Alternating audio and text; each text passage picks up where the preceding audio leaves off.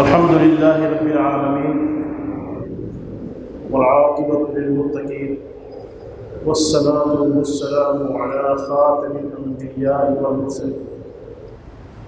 أعوذ بالله من الشيطان الرجيم. بسم الله الرحمن الرحيم. وإن تعدوا نعمة الله لا تحصوها إن الله لغفور رحيم والله يعلم ما تسرون وما تعلنون. قال رسول الله صلى الله عليه وسلم إنما الأعمال بالنيات. صدق الله العلي العظيم وصدق رسول النبي الكريم ونحن على ذلك من الشاهدين والشاكرين. الحمد لله رب العالمين. شاعر ایک شعر کہتا ہے، خدا کرے کہ میری عرض پاک پر اترے وہ فصل گل جسے اندیشہ زوال نہ ہو. یہاں جو پھول کھلے وہ کھلا رہے برسوں، یہاں خزاں کو گزرنے کی بھی مجال نہ ہو. یہاں جو سبزہ اگے وہ ہمیشہ سبز رہے، اور ایسا سبز کہ جس کی کوئی مثال نہ ہو. خدا کرے کہ میرے ایک بھی ہم وطن کے لیے حیات جرم نہ ہو اور زندگی بھی وبال نہ ہو. میرے عزیز دوستو، وطن عزیز کے اندر اس وقت آزادی کی تقاریب چل رہی ہیں، سکولوں میں، نجی محفلوں میں. الحمدللہ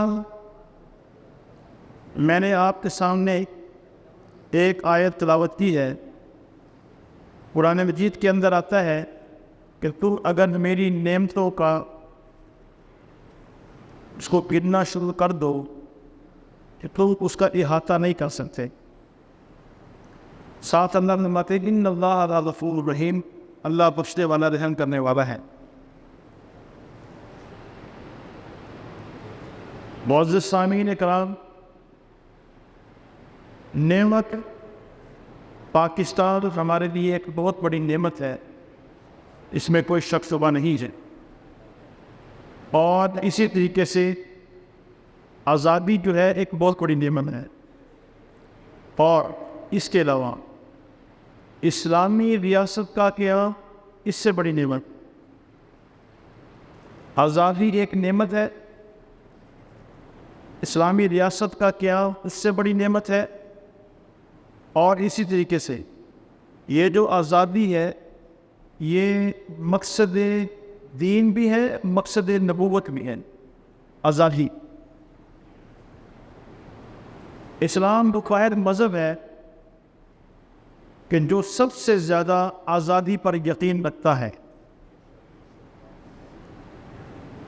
وہ کس طرح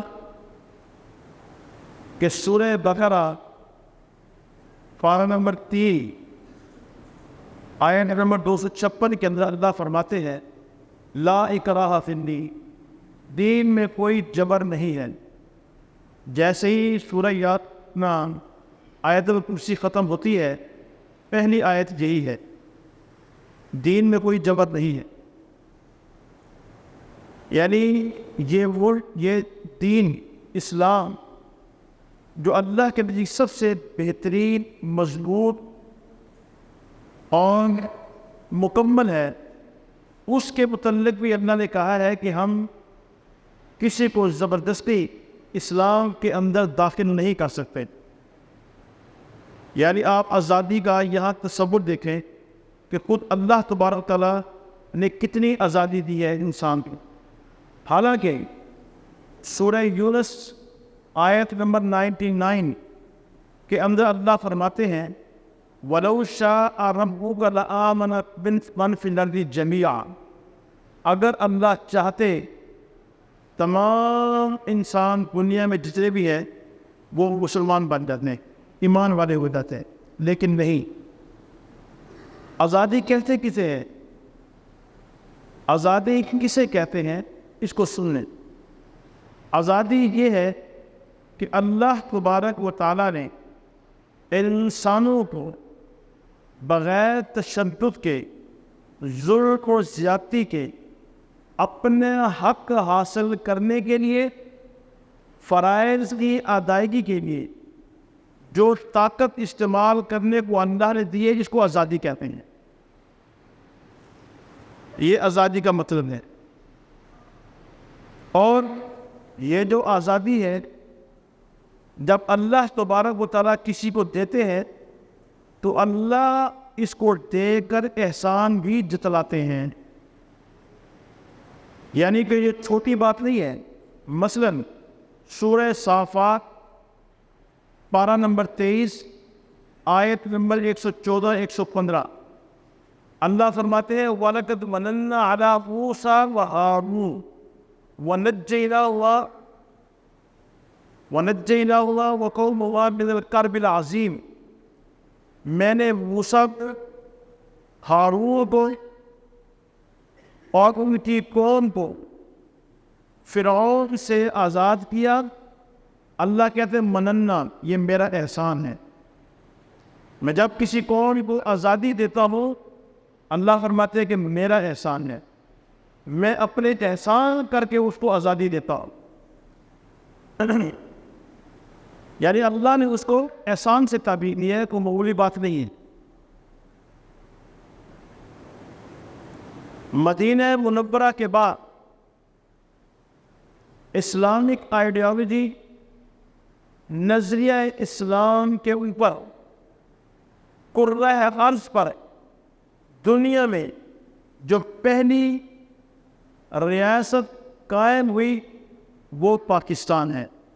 میرے عزیز دوستو، پاکستان کا جو قیام ہے، اس کے اندر کوئی دوسری رائے نہیں ہے کہ اس کا مقصد کیا تھا اور یہ قائم کیوں ہوئی. وقت کا اختصار ہمیں تفصیل میں جانے کی اجازت نہیں دیتا. جس وقت پاکستان بنا، تحریک آزادی کے جتنے بھی انقلاب لانے والے قائدین تھے، ان سب کا ایک ہی نعرہ تھا. آپ معاشرتی علوم کی تمام کتابیں اٹھا کے دیکھ لیں، قیام پاکستان کی تمام بکس اٹھا کے دیکھ لیں، دو قومی نظریے کی مطالعہ کر کے دیکھ لیں، قرارداد مقاصد کو پڑھ کے دیکھ لیں. پاکستان کی ویب سائٹ پہ یہ ساری چیزیں موجود ہیں کہ تحریک پاکستان کے جتنے بھی سرکردہ رہنما تھے، ایک نعرہ تھا، اور وہ نعرہ یہ تھا کہ ہم اور ہندو اور مسلمان، ان کی تہذیب، ان کی ثقافت، ان کا مذہب اکٹھے رہنے کی اجازت نہیں دیتا. صرف ایک نعرہ تھا. جس وقت تحریک پاکستان چلی، تحریک پاکستان کے دوران، قیام پاکستان کے بعد 3 نکاتی ایجنڈے پر اتفاق ہوا. نمبر 1، پہلا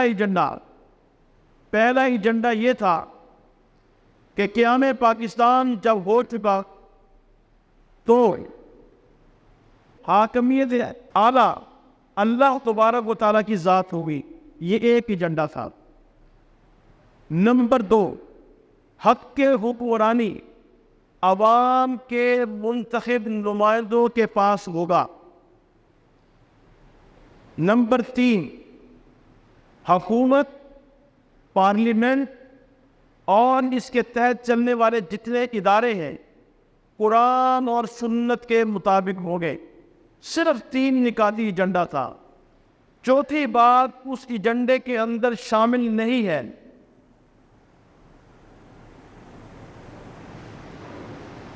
حضرت یعقوب علیہ السلام نے اپنے بیٹوں سے کہا، جس وقت یوسف علیہ السلام نے اپنی قمیض بھیجی نا، تو سورہ یوسف کے اندر یہ آیت موجود ہے، وَلَمَّا فَصَلَتِ الْعِيرُ قَالَ أَبُوهُمْ.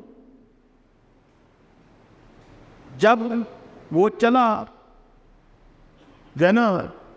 پیغام لے کے لشکر، تو یعقوب علیہ السلام نے اپنے بیٹوں سے کہا اگر تم مجھے بہکا ہوا نہ سمجھو تو آج میں ایک بات کہنا چاہتا ہوں، وہ یہ کہ آج مجھے یوسف کی خوشبو آ رہی ہے۔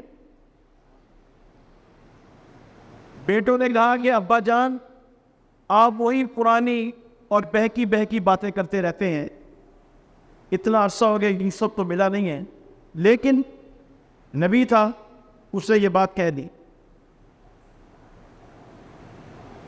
وہی ہوا کہ قمیض آئی، انہوں نے آنکھوں پہ لگایا، ان کی بینائی واپس ہو گئی۔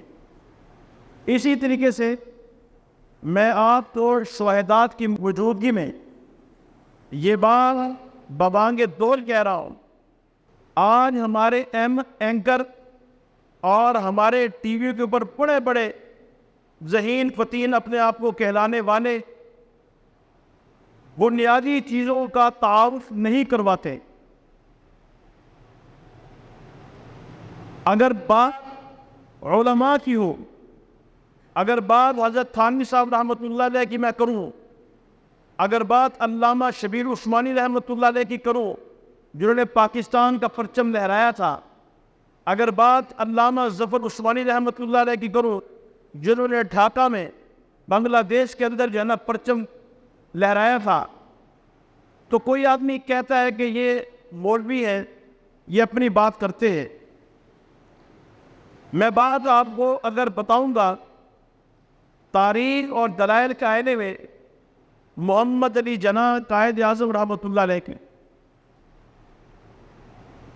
قائد اعظم رحمۃ اللہ علیہ نے جس وقت مسلم لیگ کی بنیاد رکھی اور پاکستان ایک علیحدہ ملک کا مطالبہ کیا، تو قائد اعظم رحمۃ اللہ علیہ نے صرف ایک بات کہی کہ میں ایسا ملک چاہتا ہوں جس کا نام پاکستان ہے، قرارداد پیش کی، اور اس کا مطلب ہے لا الہ الا اللہ۔ 4 مارچ 1946 کے اندر قائد اعظم محمد علی جناح ایک بہت بڑے مجمع میں خطاب کر کے، ان کی ایک کتاب ملتی ہے قائد اعظم کی تقاریر، جلد نمبر 3 صفحہ نمبر 774 کے اندر یہ واقعہ لکھا ہے۔ انہوں نے کہا اسلام ایک مکمل ضابطہ حیات ہے، سیاست اور دین علیحدہ علیحدہ نہیں ہیں۔ میں ہر پاکستانی کو یہ کہتا ہوں اپنے ہاتھ میں قرآن کا نسخہ لے کے بیٹھ چلا کرے، تاکہ اس سے مکمل رہنمائی لی جا سکے۔ بمبئی کے اندر بہت بڑے جلسے میں قائد اعظم خطاب کرتے ہوئے اسلام کے بارے میں کہتا ہے کہ ہر وہ اچھی چیز جو دنیا میں موجود ہے وہ اسلام ہے۔ میں قائد اعظم کی بات کر رہا ہوں، وہ تو عالم دین نہیں تھا، لیکن میں اس کی گفتگو نقل کر رہا ہوں۔ ہر وہ اچھی چیز جو دنیا میں ہے وہ اسلام ہے، جو چیز اچھی نہیں اس کا اسلام کے ساتھ تعلق نہیں۔ کراچی کے اندر خطاب کرتے ہوئے قائد اعظم رحمۃ اللہ علیہ نے کہا مسلمان کے ایک جسم واحد کی طرح ہے، لہذا ہمارا ایک ہی نعرہ ہے، ایک اللہ، ایک رسول، ایک کتاب، ایک امت۔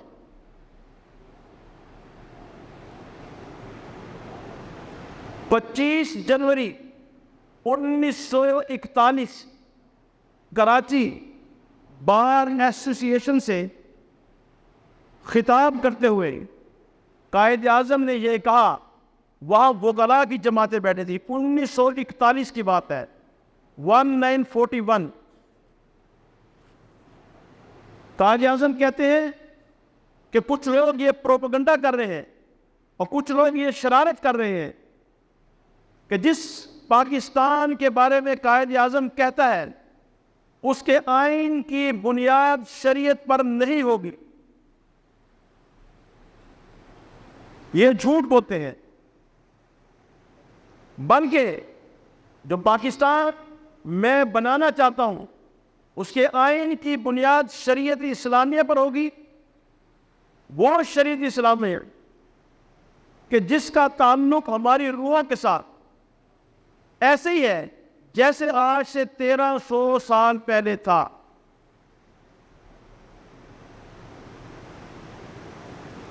لہذا 1947 کے اندر 11 ستمبر جب پاکستان بن گیا، اسٹیٹ بینک کی بنیاد رکھتے ہوئے قائد اعظم صاحب نے واضح طور پر کہا ہم ایک ایسا معاشی نظام لا رہے ہیں جو 100% اسلامی بنیادوں پر ہوگا۔ 28 اکتوبر 1949 1949 پہلی دستور ساز اسمبلی، پہلا وزیر اعظم لیاقت علی خان، اس کی موجودگی میں جو بل پاس ہوا، باضابطہ طور پر 2 لفظ لکھے گئے، پاکستان اسلامی ریاست، پاکستان فلاحی ریاست۔ اب آپ اندازہ لگائیں کہ 75 سال سے ہمیں یہ کنفیوز کیا جا رہا ہے کہ پاکستان کیوں بنا۔ آج ہماری تیسری نسل یہ سوال کرتی ہے کہ پاکستان بنانے کی ضرورت کیا تھی، کیا اکٹھے نہیں رہ سکتے تھے، اور اگر آج اکٹھے ہو جائیں تو کیا حرج ہے۔ یہ کنفیوژن کن لوگوں نے پیدا کی؟ جو آج کے حکمران ہیں، آج کے ہمارے تعلیمی ادارے ہیں، اس جرم کے مرتکب۔ ہاں، اگر سوال بنتا ہے تو یہ بنتا ہے، اگر سوال بنتا ہے تو یہ بنتا ہے کہ 20 لاکھ مسلمانوں کی شہادت کیوں ہوئی، یہ سوال ہے۔ اگر سوال کرنا ہے تو یوں کرو، 20 لاکھ مسلمانوں کی شہادت کیوں ہوئی؟ 70,000 مسلمانوں کی بچیاں ہندو اور سکھ اٹھا کے کیوں لے گئے؟ بچیوں نے کنویں میں، دریاؤں میں، نہروں میں کود کر اپنی عزتیں کیوں بچائیں؟ یہ سوال ہے۔ جب ہم سوال اس انداز میں کریں گے جو حقائق پر مبنی ہوگا تو جواب ہمیں خود بخود ملتا چلا جائے گا۔ کون اس بات کا جواب دے گا کہ اربوں خربوں کی پراپرٹی ہندوستان کے مسلمان چھوڑ کے پاکستان آئے؟ کیوں؟ اس بات کا جواب کون دے گا کہ مسلمانوں کو ٹینکوں کے منہ کے اوپر اور ٹینکوں کے نیچے لٹا کر شہید کیا گیا؟ کون جواب دے گا؟ جو مسلمان نعرہ لگاتا تھا لا الہ الا اللہ اور انگریز کے خلاف جہاد فرض ہے، اس کو انگریز جیل میں ڈالتے، ان کی ہڈیاں نکلتی تھی وہاں سے۔ اس کا جواب کون دے گا؟ میرے عزیز ساتھیوں، واقعات بڑے موجود ہیں، اس کا وقت نہیں ہے، لیکن 2016 میں ایک کتاب چھپی، وہ میری نظر سے گزری۔ اس کے اندر مصنف لکھتا ہے 1947 کے حقائق کے تناظر میں قافلہ نکلتا ہے اور ایک عورت اپنے بچوں سمیت وہاں سے نکلتی ہے، بچوں کو شہید کر دیا جاتا ہے، کلہاڑی کے ساتھ اس کی گردن اتاری جاتی ہے، اور بچہ تھا، گردن کمزور تھی، تو معمولی سے وار سے گردن پہ جو چلتی ہے، تو ہندو یہ کہتا ہے کہ میں نے تکلیف ہی کی ہے کہ تمہاری گردن تو وہ چھوٹی سی تھی۔ اور اس کے ساتھ تاریخ کہتی ہے، یہ اس انداز میں بہیمانہ بحثت کرتے تھے کہ عورتوں کی چھاتیاں کاٹ دیتے اور ان کی ٹانگیں ان کی کاٹ دیتے تھے۔ اسی حالت میں ایک قافلہ گزرتا ہے، اس عورت کو دیکھ کے اٹھانے کی کوشش کرتا ہے، تو وہ عورت صرف یہ کہتی ہے کہ چچا جان غم نہ کریں، آپ جائیں پاکستان، پاکستان بن جائے گا نا۔ نہ اپنے بچوں کا گلہ، نہ اپنی ساتھ وحشت کا گلہ۔ ڈاکٹر نصیر الدین لکھتا ہے کہ میں ایک عورت کے پاس گیا اس کو مرہم پٹی کرنے کے لیے، اس کی بھی یہی حالت تھی۔ اس نے کہا 7 بھائی، ایک باپ، ایک چچا، اس کے 4 بیٹے 3 بہنیں 1 ماں کٹوا کے بیٹھی ہوں، لیکن چچا جان پاکستان تو میرا سلام کہنا، پریشان حضرت نہیں۔ خواجہ افتخار اپنی کتاب کے اندر لکھتا ہے کہ جب امرتسر جل رہا تھا، ایک مشہور خاندان کی عورت کا واقعہ لکھتا ہے کہ میرے یہ زیور لے جانا، میری پریشانی کو نہ دیکھے، میرا سارا خاندان ختم ہو گیا ہے، قائد اعظم کو جا کے دے دینا، شاید پاکستان کے کام آ جائے۔ مجھے بتائیں قائد اعظم کے اقوال کے تناظر میں، ان واقعات کی طرف نشاندہی کے تناظر میں، ہم نے پاکستان صرف ایک سیکولر اسٹیٹ بنانے کے لیے لیا تھا۔ آج اس پر بحث ہوتی ہے کہ پاکستان مذہبی نہیں، پاکستان ایک سیکولر اسٹیٹ ہے۔ مجھے بتائیں اتنی قربانیاں کسی سیکولر اسٹیٹ کے لیے بنائی دی جا سکتی؟ کیا پاکستان میں دودھ کی نہریں نکل آئی تھی کہ ہم انڈیا چھوڑ کے پاکستان آ گئے تھے؟ کیا پاکستان کی دکانیں، کارخانے، زمینیں سونا اگلتی تھی؟ نہیں، صرف 2 وجوہات سے پاکستان بنا، اور یہ ظلم و ستم 2 وجوہات سے دیا جا۔ انگریز کہتے تھے کلمہ نہیں پڑھنا، مسلمان کہتے تھے لا الہ الا اللہ محمد رسول اللہ۔ انگریز کہتے ہیں کہ ہمارے خلاف جہاد کا اعلان نہیں کرنا، مسلمان کہتے تھے تمہارے خلاف جہاد کرنا فرض عین ہے۔ یہ 2 باتیں تھیں، اس کے علاوہ کوئی بات نہیں ہے۔ نمبر 2، دوسرا سوال، میں نے کہا نا سوال کرنا ہے تو یہ کریں، کیا آزاد پاکستان جو مجھے ملا اس میں آزادی ہمیں کس بات کی چاہیے تھی؟ آپ اہل عقل اہل نظر ہیں، مجھے بتائیں کیا اس وقت ہمارے سیاستدان آزاد ہیں؟ کیا ایوان بالا میں بیٹھے ہوئے لوگ نمائندے آزاد ہیں؟ کیا عدلیہ کے اندر بیٹھے ہوئے ججز آزاد ہیں؟ کیا وہ اسٹیبلشمنٹ جس کے اوپر ہم بار بار بات کرتے ہیں، خدا کی قسم ہماری اسٹیبلشمنٹ بھی آزاد نہیں ہے؟ ہم تو گلہ کرتے ہیں نا اسٹیبلشمنٹ پر، میں دعوے سے کہتا ہوں اسٹیبلشمنٹ بھی آزاد نہیں ہے۔ کیا ہم غربت سے آزاد ہو چکے ہیں؟ کیا خوف و ڈر سے آزاد ہے؟ کیا دہشت گردی سے آزاد ہے؟ کیا ہمارے قلم نگار آزاد ہے؟ وہ کہتا ہے کہ یہ لفافہ صحافی ہے، وہ کہتا ہے کہ یہ لفافہ صحافی ہے۔ کیا ہماری میڈیا آزاد ہے؟ کوئی بھی تو آزاد۔ مجھے بتائیں وہ کون سی آزادی تھی جو ہمیں حاصل ہوئی؟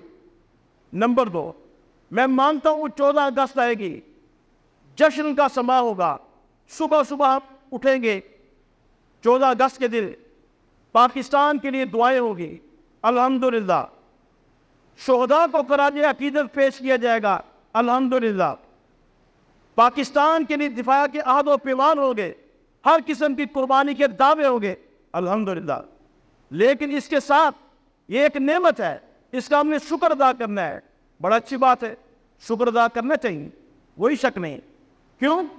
میں نے آپ کو محرم کے واقعے میں سنایا تھا، یہ بات صحیح ہے کہ جب نعمت ملتی ہے تو شکرانے کے طور پر یہ کام کرنے چاہیے، لیکن شکر کے بھی ہمیں شریعت نے بتایا کہ کیسے کرنا ہے۔ مثال کے طور پر میں نے بتایا کہ مدینہ منورہ میں اللہ کے نبی گئے، یہودی روزہ رکھتے تھے 9ویں محرم کا، اللہ کے نبی نے کہا ہم زیادہ حقدار ہیں، ہم بھی روزہ رکھیں، لہذا 9ویں کا روزہ بھی رکھو، یا اس کے ساتھ 10ویں ملاؤ یا 11ویں ملاؤ۔ بڑی تفصیل سے میں نے بات کی۔ نمبر 2، فتح مکہ ہوا، آزاد ریاست ملی، نبی صلی اللہ علیہ وسلم کو چاشت کے 2 رکعت اللہ کے نبی پڑھا کرتے تھے۔ جس دن فتح مکہ ہوا اللہ کے نبی نے 8 رکعت چاشت کی نماز پڑھی، فتح مکہ کی خوشی میں۔ جب نعمتیں ملتی ہیں شکر ادا کرنا چاہیے، وہی حق نہیں ہے۔ لیکن شکر اگر اس انداز پہ ہو، رقص و سرور کی محفلیں چلے، بےہودہ بے حیائی ہو، مرد و زن کا اختلاط ہو، اور خرافات ہو، اللہ بھی سوچے گا میں نے ان کو کیا دے دیا ہے۔ اللہ کی نعمت کی شکر اندازی نافرمانی کے انداز میں۔ اللہ کا نبی فرماتا ہے صوتان ملعونان، 2 آوازیں لعنتی ہیں، صوت مزمار عند نعمہ، ایک آواز وہ جو خوشی کے موقع پر تم یہ گانا بجانا کرتے ہو، اور وہ صوت رنت، عند مصیبہ، اور جب تم کسی کے مرگ پر نوحہ کرتے ہو، یہ دونوں آوازیں لانتی ہیں۔ اللہ کا نبی تو ہمیں یہ کہہ رہا ہے۔ اگر شکر ادا کرنا ہے تو اس کا طریقہ بتا دیا۔ اب میں آپ کو صرف 4-5 منٹ رہ گئے ہیں۔ 12 نمبر ہے 7۔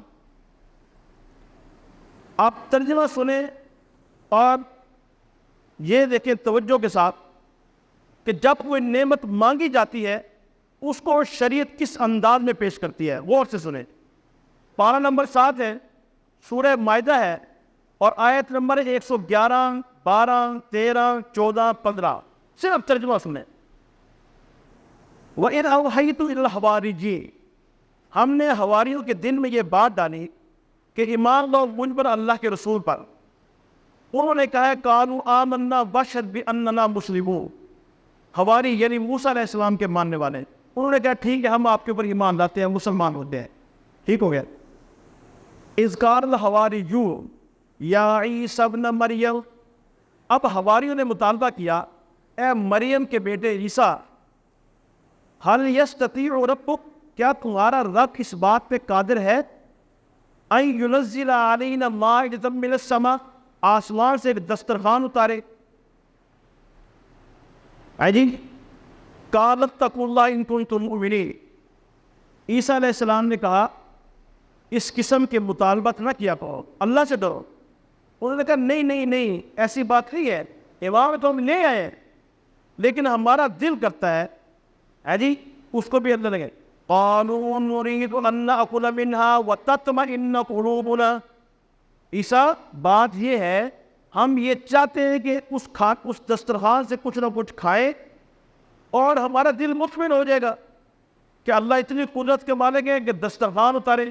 اس نے روٹی دی، شوربہ تھا، گوشت تھا، بڑا لمبا واقعہ، میرا مقصود نہیں ہے۔ ان قد صدقتنا، جب یہ دسترخوان اترے گا نا تو ہم گواہی دیں گے کہ تم واقعی سچے رسول ہو۔ وَنَكُونَ عَلَيْهَا مِنَ الشَّاهِدِينَ، ہم گواہ بن جائیں گے۔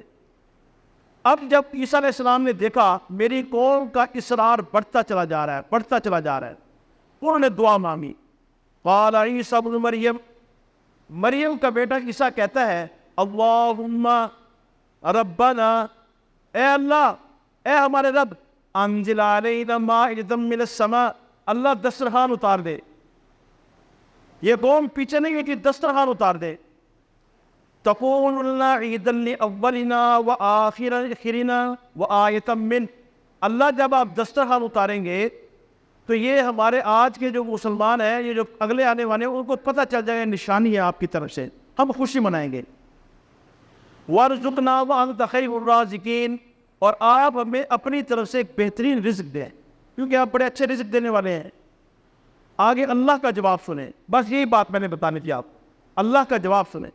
اب یہ میں نے آپ کے سامنے 3-4 آیتیں تلاوت کی، آپ اس کو 14 اگست کے تناظر میں دیکھیں، واقعہ نہیں سننا۔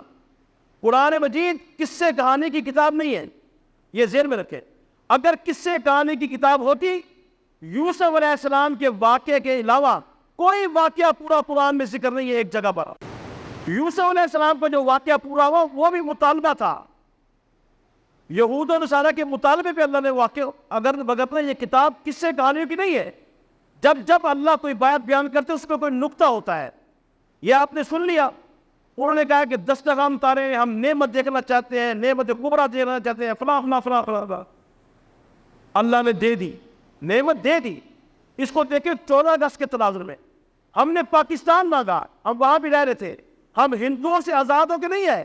ایک غلط فہمی اپنی یہ بھی دور کر لیں، 1857 کی جنگ آزادی سے 1947 تک ہماری جو جنگ چلی ہے وہ ہندوؤں سے نہیں چلی، وہ انگریزوں سے چلی ہے، یہ ذہن میں رکھیا۔ ہمیں خلط منط کر کے بیان کیا جاتا ہے، ہم ہندوؤں سے زیادہ طاقتور تھے، 1000 سال ہم نے حکومت کی ہے۔